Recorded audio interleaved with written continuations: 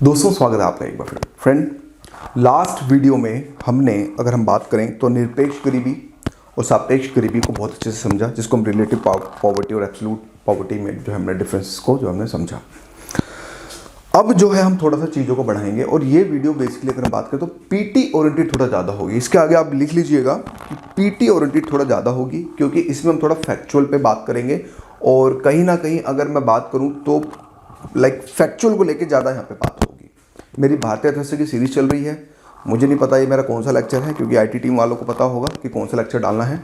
Just मेरा काम है कि मैं रिकॉर्ड करके उनको दे देता हूँ और वो जो है यूट्यूब पे अपलोड कर देते हैं। मेरा यहाँ पे इकोनॉमी पढ़ाने का विचार नहीं है। इकोनॉमी के साथ साथ अगर मैं बात करूँ तो आपके व्यक्तित्व को भी निखारना मेरा फ़र्क है। ये बेसिकली मुद्दा यहाँ पे ही है, क्योंकि जिस तरह से हिंदी मीडियम को लेके दिल्ली के अंदर बेसिकली पैकेजेस का नाम चलता है, 18,000 में इकोनॉमी कर लो, 20,000 में इकोनॉमी कर लो, हमारा सब्सक्रिप्शन ले लो, हमारा ये ले लो, हमारा यूथ ले लो, आइकॉनिक ले लो, ये ले लो, फलाना ले लो। तो एक गरीब बच्चा, जो बच्चा अगर हम बात करें जिसके पास नहीं है पैसे, गरीबी की मार है, झेली पड़ी है, नहीं है हो पा रहे हैं, तो एटलीस्ट उनके मन में एक आत्मविश्वास है। आपने नोटिस किया होगा तो मैं आपके हाथ में 200 रुपये में पहुंच जाऊंगा। कैसे 149 रुपये की आपको मेरे मॉडर्न हिस्ट्री के माइंड मैप ले सकते हैं, तो आप 200 रुपये में आप मेरे मतलब कि आप अपने पहुंच सकते हैं।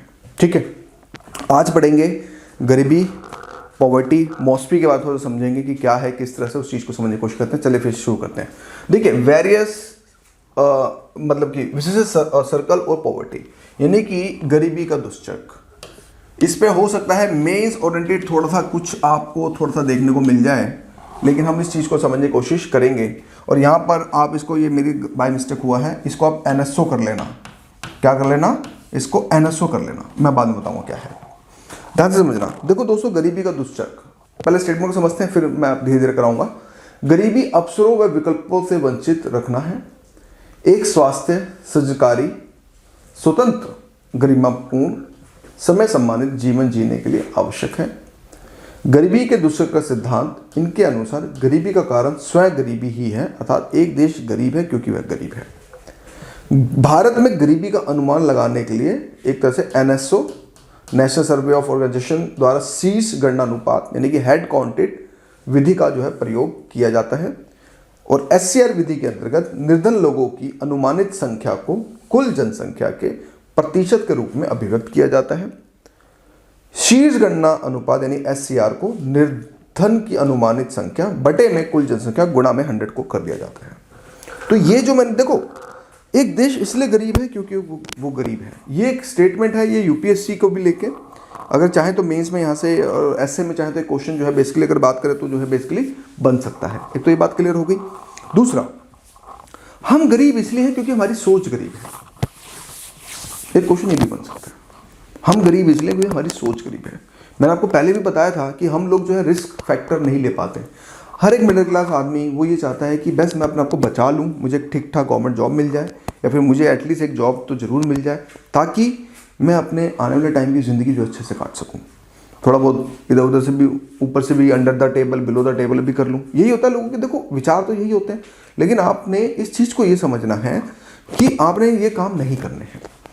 इसलिए नहीं करने क्योंकि दोस्तों, अगर आप घूस खाओगे, अगर आप मान लो फ्यूचर में सिलेक्शन लेते हो, अगर आप घूस खाओगे, यार भले ही आप कितने रिच हो जाओ, कितने भी अमीर हो जाओ, कितना भी दबा लो पैसा, लेकिन एट द एंड तुम्हारी कोई इज्जत नहीं होगी। इज्जत इन द सेंस, ऐसा साला भ्रष्टाचार है, घूसखोर है, साला, एक वर्ड क्या निकला? साला। तुम्हें गालियां ही खाओगे, या तो आत्मसम्मान देख लो या फिर गालियां खा लो, वो तुम पे, तुम्हारे ऊपर निर्भर करेगा।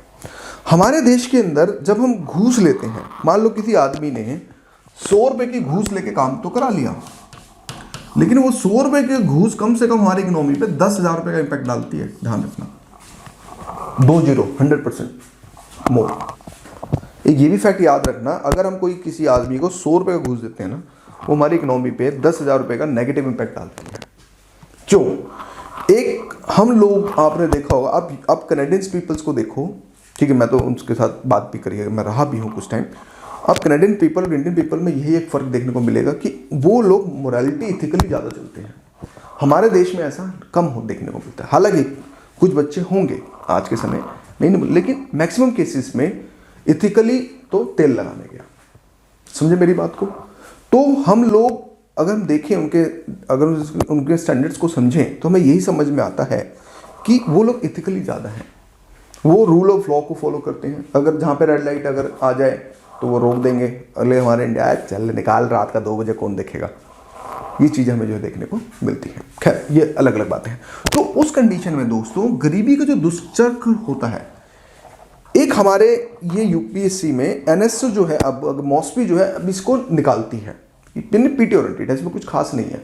वो ये कहती है कि अगर हमें परसेंटेज निकालनी है किसी, जिसको हम बोलते हैं शीर्ष गणना अनुपात, कि हमारे देश में कितने % लोग गरीब हैं, तो उसको निकालने के लिए हम बोलते हैं हेड काउंटेड रेशियो, जिसको हम एचसीआर विधि भी का भी प्रयोग करते हैं, जिसके अंदर एक ये फॉर्मूला आपने जरूर याद रखना है कि इसके अंदर अंतर्गत अगर बात करें निर्धन की अनुमानित संख्या, यानी कि जब हम एक एक्सपेक्टेड, जब निर्धन यानी कि पुअर निकालने की जब हम कोशिश करते हैं, तो इसमें अगर बात करें निर्धन की अनुमानित संख्या बटे में जो कुल संख्या, जो भी हमारे देश की जनसंख्या हो, गुणा में 100 कर देंगे, तो उस कंडीशन में हमारे परसेंटेज में हिसाब से हमें एचसीआर जो हमें मिल जाएगा। इसमें कुछ खास नहीं है। इसमें हमें यह पता चलता है कि शीर्ष गणना अनुपात एचसीआर इक्वल टू निर्धन की अनुमानित संख्या बटे में कुल जनसंख्या गुणा में 100। ये क्यों निकाला जाता है? ताकि इन फ्यूचर में अगर हम कोई स्कीम्स बना सकें, अगर हम कोई गवर्नमेंट स्कीम्स बनाएं या कुछ करें, तो कहीं ना कहीं हमें इसका एक अहम रोल हमें इनडायरेक्टली वे में, देखो डायरेक्टली नहीं, क्यों? क्योंकि बेसिकली जो एचसीआर है एक अनुमानित हमें जो है निर्धन की जो है जनसंख्या देखने को मिलती है। तो जब हम कोई योजना बनाते हैं, गवर्नमेंट जब कोई योजना बनाती है तो इस आंकड़े को भी ध्यान में रखती है। तो ये पीटी ओरिएंटेड है और कुछ खास इसमें जो हमें देखने को ज़्यादा नहीं मिलेगा, तो ये आप देख लेना। तो इसको कौन निकालता है, एक क्वेश्चन ये हो सकता है। तो इसको मॉस्पी सांख्यिकी मंत्रालय और साथ में इसके अंदर एनएसओ, जो अब इसको एनएसओ कर दिया गया, यानी कि सीएसओ और एनएसएसओ को जो है कंबाइंड करके अब जो है बात करें तो एनएसओ बना दिया गया है।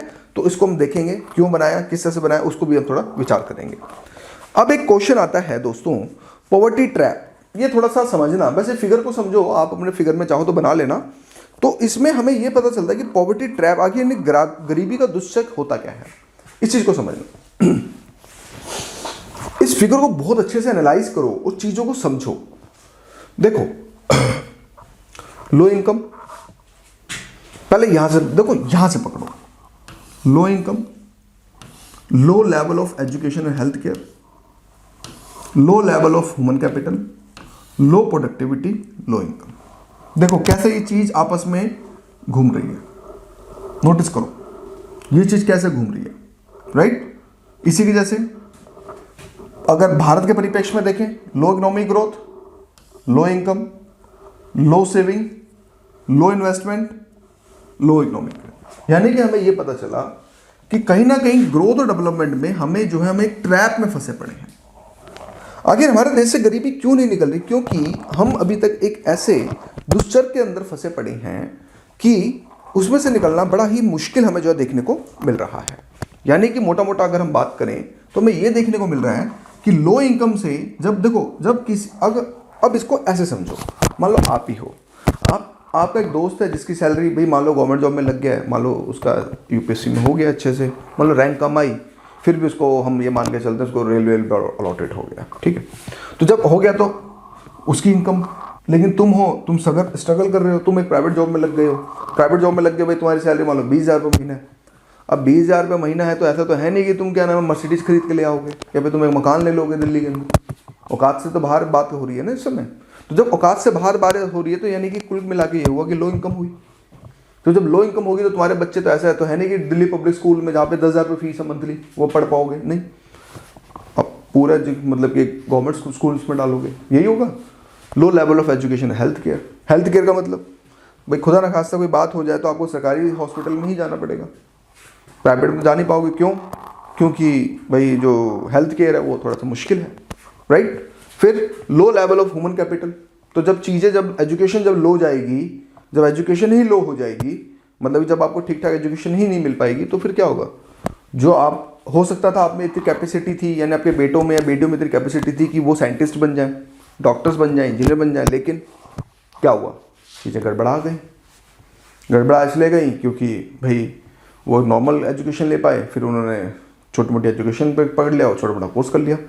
जो बच्चा साइंटिस्ट या इंजीनियर एस्ट्रोनॉट बन सकता था, उस कंडीशन में वो कहीं ना कहीं एक छोटा सा एक नॉर्मल चीज़ों में आ गया। फिर लो प्रोडक्टिविटी, तो जब चीज़ें, जब बंदा ही जब लो हो गया तो फिर प्रोडक्टिविटी भी तो लो ही निकलेगी, तो वो भी छोटी मोटी जॉब ही करेगा। तो ऐसा तो है नहीं कि वो कुछ एक बहुत तगड़ा इनोवेशन कर देगा, तो जिसके कारण कुल मिला के पॉवर्टी में फंसता चला जाएगा। इसी के जैसे मान लो लो इन्वेस्टमेंट, या फिर आप ये मान लो लो इकोनॉमिक ग्रोथ होगी। भारत के परिप्रेक्ष्य में देखो, अभी कोविड का टाइम चल रहा है, इकोनॉमिक ग्रोथ आपने देखा होगा कि बहुत ज़्यादा डाउन चल रही है। तो जब लो इकोनॉमिक ग्रोथ होगी तो लो इनकम होगी लोगों की, जब लो इनकम होगी तो कहीं ना लो सेविंग होगी, और लो सेविंग होगी तो कहीं ना कहीं लो इन्वेस्टमेंट हमें जो है देखने को मिलेगी। क्योंकि जब सेविंग ही नहीं होगी तो हम आगे जो है, अगर हम बात करें तो हम इन्वेस्ट कहाँ से करेंगे, तो जब हम इन्वेस्ट ही नहीं करेंगे तो चीज़ें होंगी हमारी गड़बड़ा जाएंगी। तो चीज़ें समझे आप मेरी बात को। तो इसको हम बोलते हैं पॉवर्टी ट्रैप, कि हम फंसे पड़े हैं डेवलपमेंट और ग्रोथ के अंदर, कि हम डेवलपमेंट देखें या ग्रोथ देखें, क्या देखें। तो जब तक ये चीज़ों से हम मतलब कि निकलेंगे नहीं, तो इसका काउंटर क्या है, आखिर इसको कैसे निकलें। तब बेस्ट एग्जांपल है कि गवर्नमेंट को अपनी जीडीपी बढ़ानी चाहिए, जो हमारी सोशल सर्विसेज है, सोशल जो योजनाएं हैं, मनरेगा का इम्प्लीमेशन करना चाहिए, ठीक है। भारत सरकार की कोई और स्टेट सरकार की कोई भी जो एजुकेशन और हेल्थ को लेके सर्विस करनी चाहिए। जो लोग बेरोजगार हैं उनको बेरोजगारी भत्ता दें, तो कुछ तो होगा। हम ये कहते हैं, हम ये तो नहीं कहते कि बिल्कुल चेंज कर देंगे, लेकिन हाँ कुछ तो पॉजिटिव सेंस निकलेगा। तो वही सारी चीज़ हमें यहाँ पे देखने को मिलती हैं। नेक्स्ट, अब समझते हैं थोड़ा पीटी को लेके, मॉस्पी, जिसको शॉर्ट फॉर्म आप ऐसे याद रखो, मॉस्पी। देखो मॉस्पी का अगर हम बात करें तो ये है दोस्तों पूरी हिंदी, सांख्यिकी कार्यक्रम कार्यान्वयन मंत्रालय को हम शॉर्ट फॉर्म में मॉस्पी कहते हैं, ठीक है। तो जब भी मैं मॉस्पी बोलूं तो ये चीज़ याद रखना है कि आपने इसको करना है। अब देखो मॉस्पी ने केंद्रीय सांख्यिकी कार्यालय यानी कि सीएसओ को हम क्या बोलते हैं दोस्तों, केंद्रीय सांख्यिकी कार्यालय, और राष्ट्रीय प्रतिदर्श सर्वेक्षण कार्यालय यानी कि एनएसएसओ, ठीक है। इसको अब मिलाकर राष्ट्रीय सांख्यिकी कार्यालय यानी कि हमारा अब जो मेन होगा वो एनएसओ में विलय कर दिया गया है। पहले ये क्या करते थे कि दोनों आपस में अलग अलग काम करते थे। क्या करते थे, अभी थोड़ा वेट करो बताऊंगा। लेकिन अब इसको जो मॉस्पी ने बोला कि नहीं यार हटाओ यार, मैन पावर ज़्यादा लग रही है, ये चीज़ें हो रही हैं, वो चीज़ें हो रही है, तो बेटर है कि उठा के जो है अब हम इसको अलग करते हैं। तो फादर ऑफ इंडियन स्टैटिक्स ये भी एक फैक्ट है, ठीक है, चंद्रा महाबोलस। तो इसको भी आप याद रखिएगा कि फादर ऑफ इंडियन स्टैटिक्स को अगर हम बात करें तो इनको भी जो है जाना जाता है। तो ये पीटी ओरिएंटेड है, क्या पता पूछ ले यूपीएससी या फिर स्टेट पीसीएस में कहीं एग्जाम में आ जाए तो हमें ये पता चलेगा कि ये आपको करना पड़ेगा। तो सांख्यिकी कार्यालय जो मॉस्पी ने के कामकाज को सुव्यवस्थित और मजबूत करने तथा मंत्रालय के भीतर प्रशासनिक कार्यों को एकीकृत करके अधिक तालमेल बिठाने के लिए यह कदम उठाया गया है। यानी कि भाई देखो पहले दो ऑर्गेनाइजेशन थे तो दो डायरेक्टर होंगे, अब दो डायरेक्टर की जगह अब एक डायरेक्टर हो जाएगा। क्यों, तो जो एक डायरेक्टर हो कहीं और चला जाएगा।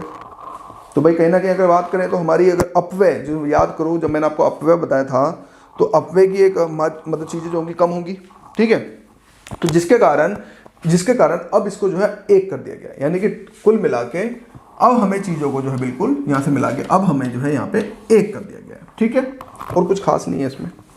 चलिए तो अब थोड़ा समझते हैं। सीएसओ पहले क्या था भाई, यानी केंद्रीय सांख्यिकी कार्यालय वृद्ध आर्थिक आंकड़े, एक वर्ड याद रखना, वृद्ध आर्थिक आंकड़े जैसे जीडीपी, औद्योगिक उत्पादन आगे पढ़ेंगे, जीडीपी आगे पढ़ेंगे, मुद्रास्फीति ये भी आप आगे आने टाइम में लेक्चर्स में पढ़ेंगे, जारी करता था। यानी कि इसका मतलब ये हुआ कि कुल मिला के जब ये आर्थिक उत्पादन वाले आंकड़े जब करता था तो इसको जीडीपी हो गया, औद्योगिक उत्पादन हो गया, मुद्रास्फीति के आंकड़े हो गए, तो इन सबको जो है बेसिकली जब वो जारी करता था, राइट। और इसमें महानिदेशक होता था, यानी कि महानिदेशक को कौन कहते हैं दोस्तों, डायरेक्टर। क्या कहते हैं, डायरेक्टर आप ऐसे मान के चलें कि director equal to joint secretary level का होता है, ज्वाइंट सेक्रेटरी आप बोल सकते हो, यानी कि जेएस ज्वाइंट सेक्रेटरी लेवल को अगर कोई बंदा कोई डायरेक्टर है तो अगर उसकी रैंक निकालनी है तो आप ये बोल सकते हो कि ज्वाइंट सेक्रेटरी या उसके आसपास, ज्वाइंट सेक्रेटरी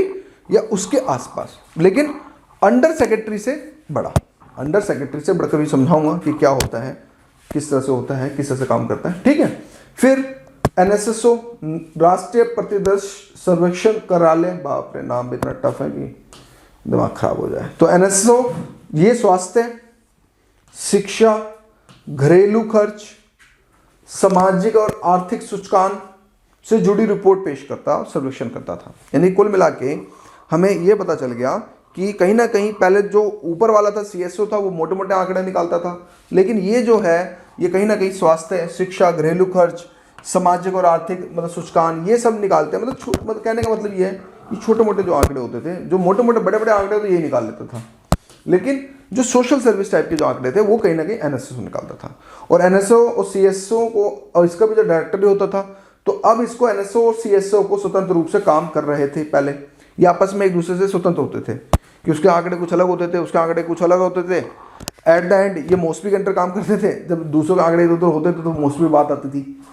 तो कुल मिला के तो मॉस्पी वाले मंत्रालय पे ही खतरा आता था कि अगर मान लो इसने कुछ आंकड़े निकाल दिए, इसने कुछ अलग आंकड़े निकाल दिए, तो मॉस्पी बेचारा काउंटर नहीं कर पाता था। तो जिसके कारण अब इनको ये लगा कि नहीं यार ये चीज़ें गलत हैं, अब इनको उठा के अब हम जो है दोनों एक ही कर दें। दोनों हम जो है अगर हम बात करें तो हम एक ही कर दें तो हमारे लिए जो है ठीक रहेगा। ठीक है, फिर कहने का मतलब यहाँ पे यही हुआ कि जब हम आप ऐसे मान के चलो कि ये NSO हो गया, ठीक है, और यहाँ पर ये CSO हो गया, CSO और NSSO। आप ये भी फिगर आप ऐसे कर दो, या फिर आप ऐसे भी कर सकते हो, यूं करके यूं कर सकते हो। यहाँ पे आप NSO लिख दो और यहाँ पर आप चाहो तो CSO लिख दो और यहाँ पे आप चाहो तो NSSO लिख दो। तो ये है शॉर्टकट। इसके आगे CSO लिख दो, डेवलपमेंट, ठीक है, उत्पादन आंकड़े, ये कुछ ऐसे करता था। इसके आगे आप स्वास्थ्य लिख दो, इसके आगे आप घरेलू खर्च लिख दो, ठीक है। बस ये शॉर्ट फॉर्म है। तो देख रहे हो कुल मिला के जो मेरी ये पूरी की पूरी समरी थी, इसको सिर्फ आप लिमिटेड आप सिर्फ इतने वर्ड्स में लिख सकते हो। ये तो ये बोलते हैं, इसको बोलते हैं शॉर्ट नोट्स, कि कैसे आप मेरी वीडियो से किस तरह से आप जो है शॉर्ट नोट्स जो आप बेसिकली जो है बना सकते हो। ठीक है, समझ आ गया। नेक्स्ट चलते हैं, एक MCQ लगाओ। MCQ है भारत में बेरोजगारी और गरीबी का अनुमान। बेरोजगारी हालांकि मैंने कराया नहीं, लेकिन गरीबी का अनुमान को किस पर आधारित है? NSO घरेलू उपभोक्ता व्यय संरक्षण, CSO घरेलू उपभोक्ता व्यय संरक्षण, योजना आयोग के घरेलू उपभोक्ता व्यय संरक्षण, ठीक है। और NSO, यहाँ पे NSSO की जगह आप NSO कर लो, ठीक है। तो ये चीज आप देख लेना। इसका आंसर्स की अगर हम बात करें तो हमें ये देखने को मिलता है कि NSO घरेलू उपभोक्ता व्यय संरक्षण, यानी कि आप इसको NSO कर लेना, ठीक है। तो घरेलू उपभोक्ता व्यय संरक्षण के तौर पे जो है किया जाता है। इस चीज को आपने याद रखना है कि बेसिकली जो घरेलू उपभोक्ता व्यय संरक्षण के हिसाब से ही अगर हम देखें तो चीजें किया जाता है। इसमें कीवर्ड पॉइंट्स क्या हैं कि जो NSO है ने लगभग 5 वर्षों के अंतराल पर भारतीय परिवारों के घरेलू उपभोक्ता व्यय के एक बड़े नमूना सर्वेक्षण के आधार पर गरीबी का अनुमान लगाया था। और जो मॉस्पी है के तहत राष्ट्रीय नमूना संरक्षण कार्यालय भारत में गरीबी आकलन के लिए नीति आयोग की इकाई है, मतलब इकाई था। और ये सब चीज़ें हैं, ये आपको बाद में PPT जब मैं नोट्स दूंगा तो उसमें ठीक हो जाएंगी, घबराइए नहीं, ठीक है। तो इस चीज़ को लेके आपने करना है। तो कुल मिला के अगर हम देखें आज की वीडियो में परिप्रेक्ष्य में देखें तो ये घरेलू उपभोक्ता व्यय है, इसको हम कल पढ़ेंगे क्योंकि ये टॉपिक थोड़ा सा बड़ा है। और थोड़ी सी चीज़ों को जो है आज हमने क्या सीखा, हमने ये सीखा कि NSO जो है CSO प्लस NSSO से बना है, हमने ये चीज़ें समझी। और हमने जो है हेड काउंटेड वाला जो है हेड HCR को जो है रेशो को हमने चीज़ों को समझा। तो ये सारी चीज़ें अगर कुल मिला के अगर हम बात करें तो हमने ये चीज़ें जो हमने अच्छे से जो समझने की जो है यहाँ पे कोशिश करी, ठीक है। अब नेक्स्ट वीडियो में जो अगर हम बात करें तो वो चीज़ों को हम समझने की जो कोशिश करेंगे। तो आज की वीडियो के लिए इतना ही। Thank you for watching my video.